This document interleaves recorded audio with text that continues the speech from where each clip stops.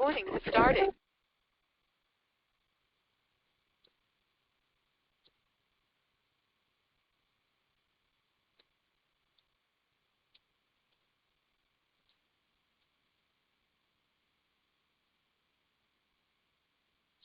श्री हरिराय जी द्वारा विरचित ग्रंथ में पुष्टिमार्ग लक्षणानि, इस ग्रंथ का निरूपण हम देख रहे थे, जहाँ पुष्टिमार्ग को विभिन्न प्रकारों से श्री हरिराय जी ने परिभाषित किया। अंत में हमने ये बात देखी कि हम भक्ति मार्ग में जब हैं तो हम साधन को ही फल मानते हैं, और इस प्रकार की जो व्यवस्था है वो अन्य मार्गों से भक्ति मार्ग में भिन्न है और उत्तम है। इस दृष्टि से पुष्टि भक्ति संप्रदाय की भिन्नता और उत्तमता का श्री हरिराय जी ने निरूपण किया। अब आगे 15वीं कारिका से हम देखें तो जिस मार्ग में भगवत विप्रयोग अवस्था में भगवत लीला के स्मरण मात्र से ही हृदय में समग्र लीला का अनुभव होने से संयोगावस्था की अपेक्षा अधिक सुख विप्रयोग अवस्था में है,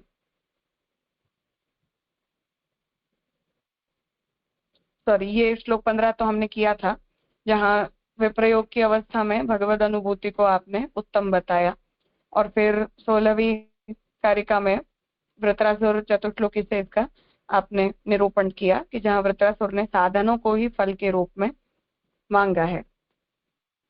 17वीं कारिका देखें। पश्चात्तापः सदा यत्र तत्संबंधी कृतौ अपि दैन्याद बोधाय सततम पुष्टिमार्गः स कथ्यते। जिस मार्ग में हमेशा भगवत लीला का अनुभव होता है, फिर भी निरंतर दैन्य रहे और अभिमान का संपर्क न हो, इसलिए अन्य लीला का अनुभव न होने से ताप रहता है, वह पुष्टि मार्ग कहलाता है। तो हम भक्ति मार्ग में जब आते हैं तो हमेशा हमें भगवत लीला का अनुभव होता है, फिर भी निरंतर हमारे अंदर दीनता की भावना बनी रहे और हमारे अंदर किसी भी प्रकार का अभिमान न आ जाए, इसलिए अन्य जितनी भी लीलाएं हैं उनका अनुभव न होने के कारण भी हमें अपने अंदर तो ये दुख होता रहता है कि हमें भगवान की इस लीला का अनुभव नहीं हो पाया। अर्थात इस प्रकार की लीला, एक लीला का हमें अनुभव हुआ परंतु सभी लीलाओं का अनुभव हमें नहीं हो पाया, उस प्रकार की अनुभूति हमें निरंतर बनी रहती है। वो दैन्य के आविष्कार के लिए यहाँ बताई जा रही है, ऐसा श्री हरिराय जी निरूपण कर रहे हैं। आविर्भावेन सापेक्षम दैन्यम यत्र हि साधनम फलम वियोगजम दैन्यम पुष्टि मार्गः स कथ्यते। अब संयोग की अवस्था और विप्रयोग की अवस्था दोनों में ही दीनता कितनी आवश्यक है उसका हरिराय जी निरूपण कर रहे हैं कि जिस मार्ग में सिवा अन्य किसी भी साधन की अपेक्षा जीव को दैन्य प्रकट होता है, वह प्रभु के आविर्भाव का कारण है, वह दैन्य साधन है। भगवत आविर्भाव होने के बाद वियोग से जो दैन्य होता है वह फल रूप है, यह पुष्टि मार्ग कहलाता है। तात्पर्य कि प्रभु प्राकट्य के पूर्व जो दैन्य है वो दैन्य साधन है, और प्रभु के प्राकट्य के बाद जो दैन्य है वह दैन्य फल रूप है। तो यहाँ हरिराय जी समझा रहे हैं कि पहले हमारे अंदर जो दीनता होती है कि भगवान मुझे मिल जाएं और भगवान की प्राप्ति के लिए कोई साधन करने की तो मेरे अंदर योग्यता नहीं है, इस प्रकार का जो भाव हमें अपने अंदर बना रहता है, वो दीनता भगवत प्राप्ति में हमारे लिए साधन रूप बनती है। और जब भगवान प्रकट हो जाएं या भगवान हमें फल के रूप में मिल जाएं, उसके बाद भी हम सेवक होने के नाते भगवान के प्रति अपनी दीनता को जब बनाए रखते हैं तो वो दीनता हमारे लिए फल रूपा बनती है। पुष्टि मार्गी दैन्य का स्वरूप ही विलक्षण है। मेरी ऐसी कौन योग्यता कि प्रभु मुझे मिले, इस प्रकार का भाव रहे, और प्रभु मुझसे मिले ऐसी मन में इच्छा भी न करे, प्रत्युत मन में ऐसा विचार करे कि प्रभु कृपा कर पधारेंगे तो प्रभु को परिश्रम ही होगा, क्योंकि प्रभु को सुख हो ऐसा मुझसे कुछ भी न बन पाएगा। इस प्रकार के दीन भाव से संतुष्ट होकर प्रभु दर्शन दें, वह पुष्टि मार्ग है।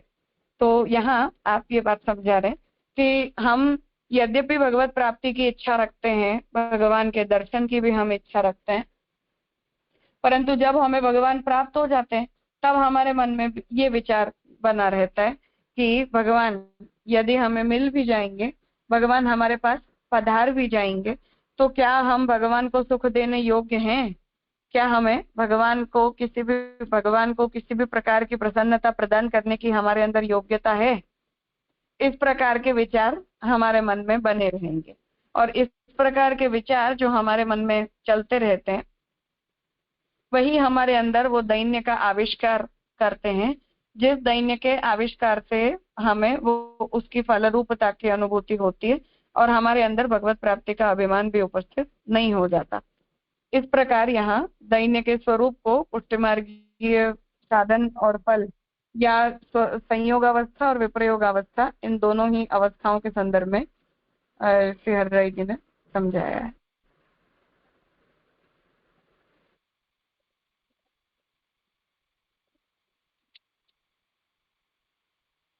हाँ भार्गव। प्रणाम राजा। राजा, ये समझना था कि दीन भावना और हीन भावना, लाइक खुद को हमेशा नीचा समझना, वो उसमें क्या डिफरेंस होगा भावना में? क्योंकि हम ऐसा ही सोचे कि मीन्स जो महाप्रभु जी भी कहते हैं कोई श्लोक शास्त्र का कि प्रभु इतने महान है कि उनको सिर्फ नमन ही हो सकता है, तो वो भावना थोड़ी अच्छी लगती है, क्योंकि उसमें एटलीस्ट हम ऐसे सोच रहे हैं कि हमसे कुछ हो नहीं सकता क्योंकि भगवान बहुत बड़े हैं। मगर जब हम ऐसे सोचे कि हम कुछ है ही नहीं और हम खराब हैं, ऐसा तो वो हीन भावना नहीं हो जाएगी? ऐसे वो थोड़ा डिफरेंस समझना था। खराब है ऐसा नहीं सोचा है, पर हमारे अंदर भगवान को प्रसन्न करने की योग्यता नहीं है। भगवान जो है वो अपनी कृपा से ही हमारे ऊपर कृपा युक्त होकर और हमारे द्वारा की गई सेवा को स्वीकार करते हैं, त्रुटियों के होने के बावजूद भी। उस प्रकार का भाव यहाँ बताया जा रहा है साधनाभिमान की निवृत्ति के लिए। तो वो हीनता लाने की बात नहीं है, पर साधनाभिमान न प्रकट हो जाए उस वजह से कहा जा रहा है। जी राजा।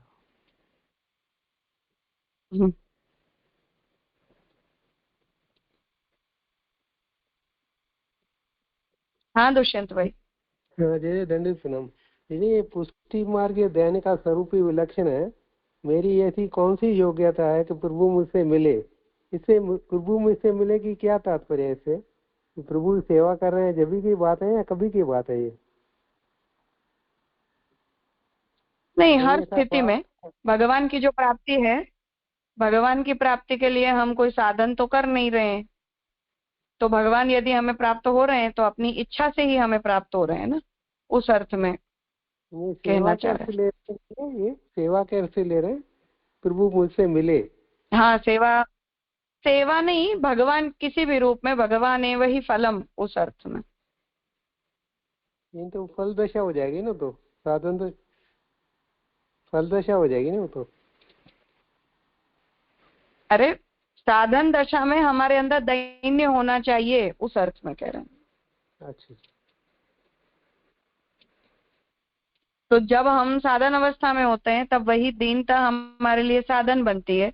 जब हम भगवान को फल के रूप में प्राप्त कर लेते हैं तो फिर हमें वो भगवान, उसके बाद भी हमारे अंदर जो दैन्य बना रहता है वो दैन्य फल रूप हो जाता है।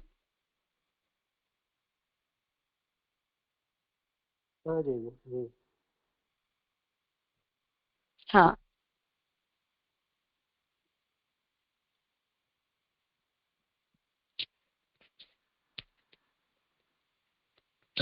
हाँ, जय श्रीवन। हाँ राजा, दंडवत प्रणाम। यहाँ जो बताया ना कि भगवत आविर्भाव होने के बाद वियोग से जो दैन्य होता है वो फल रूप होता है, तो आपने बताया कि वियोग पहले भगवान जब आविर्भाव होता है, बाद में जो दैन्य होता है वो साधन फल रूप होता है, और नहीं होते तभी वो साधन रूप होता है। तो यहाँ कैसे समझना आविर्भाव होने के बाद? हाँ, तो भगवान के आविर्भाव होने के बाद का जो दैन्य होता है वो तो फल रूप होता है ना। यहाँ बताए कि वियोग से जो दैन्य होता है, होने के बाद भगवत आविर्भाव होने के बाद वियोग से जो दैन्य होता है, वो कैसे समझना? मिनट।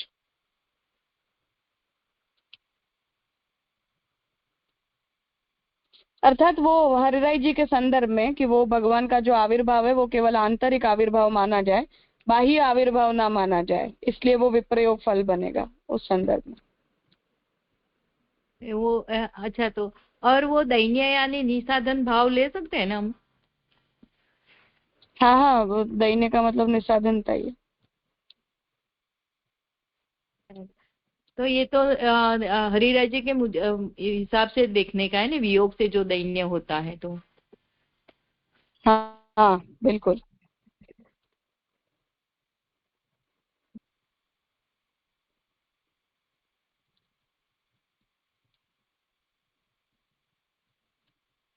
हाँ कृणाल।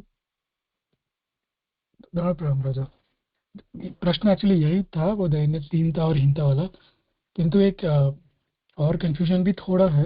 वैसे तो क्लियर हो गया कि आपने आज्ञा करी कि साधना अभिमान ना हो, इसलिए यहाँ पर ज्यादा जोर है, किंतु मूल में जो है ना पश्चाताप सदा यत्र, तो वो मतलब अंतःकरण प्रबोध से यदि सोचे तो वहां तो महाप्रभु जी अपराध बोध होते हुए, मतलब हमारे लिए, किंतु अपराध होते हुए भी आज्ञा करते हैं कि पश्चाताप कथम तत्र सेवको हम न चाहन्य था। तो पश्चाताप की निवृत्ति करनी है वहां पर, ऐसे बात है। यहाँ पर कह रहे हैं कि पश्चाताप करना ही पुष्टि मार्ग है, ऐसा कुछ समझ, मतलब वो मूल में ऐसा क्यों कहा है? वो थोड़ा पश्चाताप थोड़ा भारी शब्द है ना।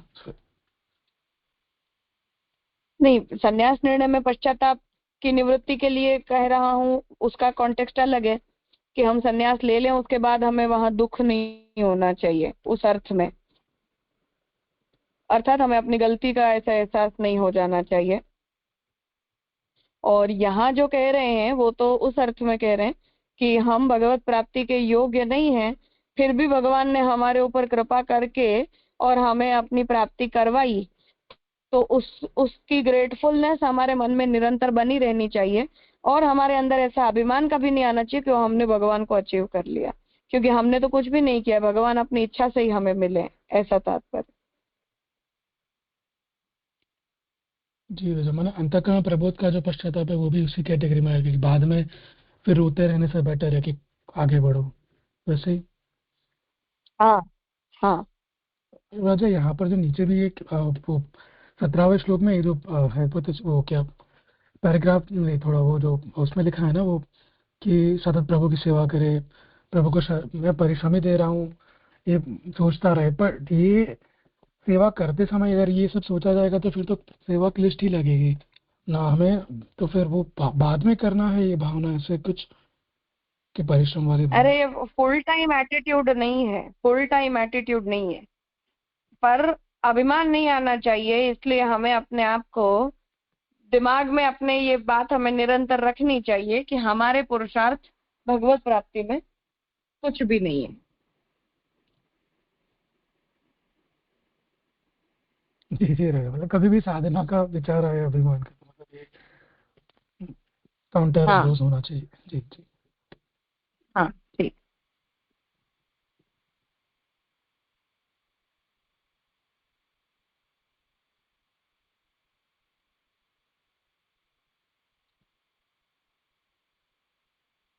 ठीक है। समस्त विषय त्यागः सर्वभावेन यत्र वै समर्पणं च देहादेः पुष्टिमार्गः स कथ्यते। जिस मार्ग में सर्व भाव से समस्त लौकिक विषयों का त्याग, सर्व भाव से प्रभु को देहादिक का समर्पण रहा है, वह पुष्टि मार्ग कहलाता है।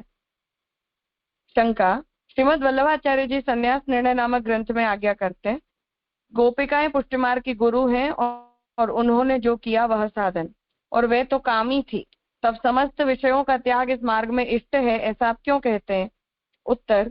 गोपीजन कामी थे या नहीं उसका निश्चय गोपीजनों के श्रीमुख के वचनों से करना योग्य है। श्रीमद् भागवत में श्री गोपीजन श्रीमुख से स्पष्ट ही आज्ञा करते हैं, हे विभो हे समर्थ, सर्व एकादश इंद्रियों के विषयों को अच्छी तरह यानी फिर से उदित न होने पावे इस प्रकार त्याग कर हमने आपका चरणारविंद प्राप्त किया है। अतः ऐसे निर्दय वचन बोलना उचित नहीं है। इस वाक्य में विषय किंचित मात्र भी नहीं देखता। तो अब यहाँ गोपीजनों के अंदर भगवान के प्रति काम भाव है, ऐसा यदि कोई कहे तो विषयों का त्याग करने से भगवान मिलेंगे, ये कहना कितना योग्य है। इस पर कह रहे हैं कि ब्रजभक्तों के हृदय में काम भाव नहीं था। उसे स्पष्ट करने के लिए गोपीजनों के वचन यहाँ दिए जा रहे हैं, जहां वो भगवान से ये कहते हैं कि हमने हमारे इंद्रियों के को आकर्षित करने वाले जितने भी विषय हैं उनका अच्छी प्रकार से त्याग करके ही आपके चरणों को पकड़ा है। तो इससे उनका काम भाव हो ऐसा सिद्ध नहीं होता। आगे वचन दे रहे कि हे कमलनाभ, योगेश्वरों के लिए हृदय में चिंतन करने योग्य, संसार कूप में निमज्जित जीवों के लिए बाहर निकलने के लिए आधार रूप आपका चरणारविंद ग्रह सेवन करने वाले ऐसे हमारे मन में सदा उदित हो। इस स्थल पर किंचित भी काम की याचना नहीं है, परंतु काम नाशक भगवत चरण की याचना है। तो फिर से बात कह रहे हैं कि हम तो संसार कूप में रहने वाले हैं, फिर भी आप तो संसार कूप से हमें निकालने वाले हो। तो प्रभु के जो चरण हैं वो इस संसार शक्ति को निवृत्त करने वाले हैं, ऐसा कह के भगवान के चरणों को तो काम को नष्ट करने वाले बताए गए। तथा ऐसी शंका करने से पूर्व श्रीमद् भागवत दशम स्कंद अध्याय 33 को देखना चाहिए। भक्त शिरोमणि श्री सुखदेव जी वहां आज्ञा करते हैं, गोपिकाओं के साथ श्री कृष्णचंद्र ने जो लीलाएं की उनका श्रद्धा पूर्वक जो स्मरण करेगा अथवा गान करेगा वह प्रभु में पराभक्ति को प्राप्त कर हृदय रोग रूपी काम का शीघ्र नाश करेगा। तो यहाँ श्री सुखदेव जी भी ये बात कह रहे हैं कि भगवान ने ब्रजभक्तों के साथ जो लीलाएं की उनके अंदर किसी भी प्रकार की लौकिकता का कोई स्पर्श मात्र भी नहीं है। तो जब हम पराभक्ति से पूर्ण होकर उनका हम स्मरण करते हैं तभी हमारे सभी कामों को वो लीलाएं नष्ट कर देती हैं, इसलिए उनमें काम भाव नहीं है। यदि सुखदेव जी गोपिकाओं को कामी मानते होते तो रास पंचाध्यायी के श्रवण कीर्तन से काम की निवृत्ति और उत्तमोत्तम पराभक्ति की प्राप्ति क्यों मानते। श्रीमद् भगवत गीता में भी श्री कृष्णचंद्र अर्जुन को स्पष्ट आज्ञा करते हैं, तस्मात् त्वम् इंद्रियाण्यादौ नियम्य भरतर्षभ पाप्मानं प्रजहि येनं ज्ञान विज्ञान नाशनम। हे भरत कुलोत्तम अर्जुन, इसलिए इंद्रियों को प्रथम नियंत्रित कर सर्व पाप के मूलभूत काम का तू अवश्य हनन कर। श्री वल्लभाचार्य जी सुबोधिनी में आज्ञा करते हैं, विषयाविष्ट चित्तानाम विष्णावेशः सुदूरतः। जिन जीवों का चित्त विषयाविष्ट है उनसे परात्पर पुरुषोत्तम सर्व व्यापनशील श्री हरि का आवेश सर्वथा दूर है। तो भगवान की प्राप्ति में कामावेश को महाप्रभु जी ने बाधक बताया है। अन्यत्र से सुबोधिनी जी में स्पष्ट कहा है, जहां तक कामादि दोष शिथिल नहीं होते वहां तक भक्ति उत्पन्न होती ही नहीं। यही बात निरोध लक्षण में भी श्री महाप्रभु जी ने कही है कि हमारी इंद्रियां जब तक संसार के विषयों से आविष्ट होती है तब तक उन हमारी संसाराविष्ट इंद्रियों के अंदर भगवान का आवेश हो नहीं सकता है। तो इन सभी वचनों से ये बात स्पष्ट है कि जिन्हें भी भगवान फल के रूप में प्राप्त हुए हैं वो सभी काम भाव से निवृत्त हैं, ऐसा ही उसका मतलब समझ में आता है।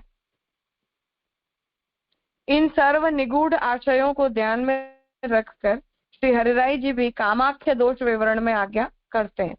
दोषेषु प्रथमः कामो विविच्य विनिरूप्यते यस्मिन् उत्पद्यते तस्य नाशकः सर्वथा मतः विषयावेश हेतुत्वात् विक्षेपोत्पत्ति कारणम रजोगुण समुत्पन्नो रजः प्रक्षेपको मुखे। सर्व दोषों में काम प्रथम है। यह काम जिस जीव में उत्पन्न होता है उस जीव का वह सर्वथा नाश करता है। विषयावेश के हेतुत्व से विक्षेप की उत्पत्ति का कारण ही प्रकट होता है। रजोगुणोत्पन्न ऐसा वह उसके मुख में धूली डालने वाला है। तो हमारे मुंह में वो धूल झोंकता है जिससे हमें भगवान की प्राप्ति नहीं हो पाती है। इसलिए काम का जो काम भाव है वो सर्वथा त्याज्य है। ऐसी उसकी दोष रूपता का जो निरूपण है वो महाप्रभु जी ने बताया है। अर्थात ये जो दोष रूपता है, काम भाव की दोष रूपता, उसका निरूपण श्री हरिराय जी ने किया है। तो ये जो काम भाव है वो भगवत प्राप्ति में जो है वो दोष रूप है और विक्षेप रूप है, इसलिए ब्रजभक्तों के अंदर कोई प्रकार के काम भाव की स्थिति का स्वीकार किया ही नहीं जा सकता, ऐसा आपका तात्पर्य। तथा संन्यास निर्णय में आचार्य श्री आज्ञा करते हैं, विषयाक्रांत देहानाम नावेशः सर्वथा हरिः। जिन जीवों के देह विषयाक्रांत हुई है, उन जीवों की देहों में कदापि श्रीहरि का आवेश नहीं होता। तो जिनके आगे श्रीहरि परात्पर पुरुषोत्तम स्वरूप श्री कृष्णचंद्र साक्षात प्रत्यक्ष लीला करते हैं, रमण करते हैं, उनमें काम संभावना कहना इससे अधिक निर्लज्जता अन्य क्या हो सकती है। उन गोपीजनों के लिए ब्रह्मा जी स्वयं ही आज्ञा करते हैं। तो ब्रजभक्तों की तो जितनी प्रशंसा सभी लोगों ने की है, वो सारी प्रशंसाएं इसीलिए की गई हैं क्योंकि वो उत्तम भक्त हैं। परंतु यदि उनके अंदर काम भाव कोई कहता है तो वो दोष रूप बुद्धि है, उन्हें ब्रजभक्तों के भावना का ज्ञान नहीं, ऐसा ही उसका मतलब समझ में आता है, ऐसा यहाँ विवेचक कहना चाह रहे हैं। तो ब्रह्मा जी जो हैं उन्होंने भी ब्रजभक्तों के भावों की उत्तमता का निरूपण करते हुए ये बात कही है कि हे पुत्र नारद, ब्रजसुंदरियां गोपिकाएं स्त्रियां नहीं हैं अपितु श्रुतियां हैं। मैं तथा महादेव जी एवं शेष जी तथा लक्ष्मी जी किसी भी समय इनके बराबर नहीं। मैंने पूर्व में 60,000 वर्ष तक तप किया था, परंतु उन गोपिकाओं की चरण रज मुझे प्राप्त न हुई थी। उद्धव जी भी उन गोपिकाओं के लिए इस प्रकार कहते हैं। तो जो ब्रजभक्त हैं उनकी प्रशंसा तो सभी ने की है। तो ब्रह्मा जी भी ये कहते हैं कि मुझे भी उतनी भक्ति प्राप्त नहीं हुई जैसी उन्हें प्राप्त हुई। और अब यहाँ उद्धव जी ने जो प्रशंसा की व्रज पधारने के बाद, वो बता रहे कि उन व्रज स्त्रियों के चरण की रज को मैं बार बार नमन करता हूँ, जिन व्रज वनिताओं का हरि कीर्तन तीनों भुवनों को पवित्र करता है। तो जो ब्रजभक्त हैं उनके भावनाओं को इसी प्रकार से प्रशंसा उनकी की गई है, इसलिए वो काम भाव नहीं है, ऐसा यहाँ विवेचक समझाना चाह रहे हैं। जो बात हमने लालू भट्ट जी के भी ग्रंथ में काम भाव प्रेम भाव विवेक, वहां भी हमने देखी थी, जहाँ से लालू भट्ट जी ने भी इसी बात को बताया कि ब्रजभक्तों का जो भाव है वो काम का भाव नहीं है, इसलिए उसे उस तरह से इंटरप्रेट नहीं करना चाहिए, उसे प्राकृत या सगुण भाव के रूप में नहीं देखना चाहिए। तो वही बात यहाँ विवेचक भी हरिराय जी के विवेचन के रूप में बता रहे हैं। इतने विषय में कुछ पूछना है, फिर आगे करते हैं।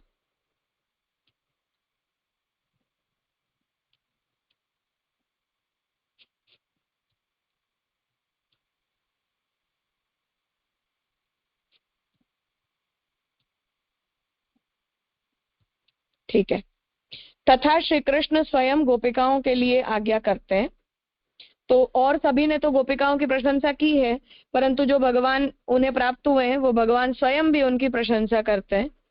जिस प्रकार समुद्र में प्रवेश करती हुई नदियां अपने नाम रूप को नहीं जानती, और जिस प्रकार समाधि में मुनि अपने नाम रूप को नहीं जानते, उसी प्रकार प्रेम से जिनकी बुद्धि मुझ में बद्ध है, वैसी वे गोपिकाएं सिवा मेरे अन्य कुछ भी नहीं जानती।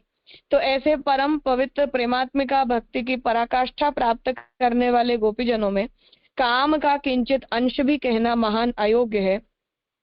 अतः पुष्टि मार्ग में समस्त विषय का त्याग कहा यह योग्य है। तो ये बात यहाँ सिद्ध कर रहे हैं कि ब्रजभक्तों का चित्त जो है वो भगवान के अतिरिक्त अन्य किसी पदार्थ में लगा हुआ है ही नहीं। तो जब भगवान भी उनकी ये प्रशंसा कर रहे हैं कि उनका चित्त तो मुझसे बंधा हुआ है, तो ऐसी जब प्रशंसा आप कर रहे हैं तो उसका ये तात्पर्य है कि उन ब्रजभक्तों के अंदर किसी भी प्रकार के काम भावना का विचार किया ही नहीं जा सकता। तो ये जो ब्रजभक्तों का प्रशंसनीय भाव है, वो प्रशंसनीय भाव अन्य किसी के अंदर भी नहीं है, इसीलिए उनकी यहाँ प्रशंसा की जा रही है। अन्यथा इस प्रकार की प्रशंसा जो है वो उनकी नहीं की गई होती यदि उनके अंदर किसी भी प्रकार का लौकिक या सगुण काम भाव होता। इसलिए उनमें काम भाव का विचार नहीं करना। और क्योंकि व्रजभक्तों के अंदर अब ये दोष नहीं है, ये आपत्ति सोची नहीं जा सकती, इसीलिए हम जैसे भी जो जीव हैं उनके अंदर से भी जब तक सांसारिक विषयों के प्रति कामनाएं नष्ट नहीं होती, तब तक ऐसी प्राकृत और सगुण इंद्रियों के अंदर भगवान का आवेश नहीं हो पाता है। इसलिए हमें भी अपनी कामनाओं का त्याग करना चाहिए, ऐसा तात्पर्य यहाँ हरिराय जी बताना चाह रहे हैं। विषयत्वेन तत्यागः स्वस्मिन् विषयता स्मृतेः यत्र वै सर्वभावेन पुष्टिमार्गः स कथ्यते। जिस मार्ग में विषयों का विषयत्व से सर्वभाव द्वारा त्याग किया जाता है, भगवत स्मृति का विषय जीव होता है, वह पुष्टि भक्ति मार्ग कहलाता है। तो पुष्टि मार्ग ऐसा मार्ग है जहाँ जितने भी विषय हैं उन विषयों का हम त्याग नहीं करते, पर उन विषयों में रही हुई हमारी इंद्रियों के ममत्व का त्याग करते हैं। अर्थात उन सभी विषयों का उपयोग हम भगवान के लिए करते हैं और भगवत प्रसाद के रूप में अपनी इंद्रियों की स्वतंत्र ममता रखे बिना हम प्रसाद बुद्धि से उन विषयों का उपयोग करते हैं। ऐसा कह के त्याग का स्वरूप जहाँ निरूपित है, ऐसे सर्वभाव युक्त मार्ग को पुष्टि मार्ग कहा है, ऐसी व्याख्या आप कर रहे हैं। ममता पूर्वक विषय सेवन करने से तो बंध प्राप्त होता है। प्रपंच मध्यपाती तमाम पदार्थ ब्रह्म रूप है, इस संबंध में श्रुति आज्ञा करती है।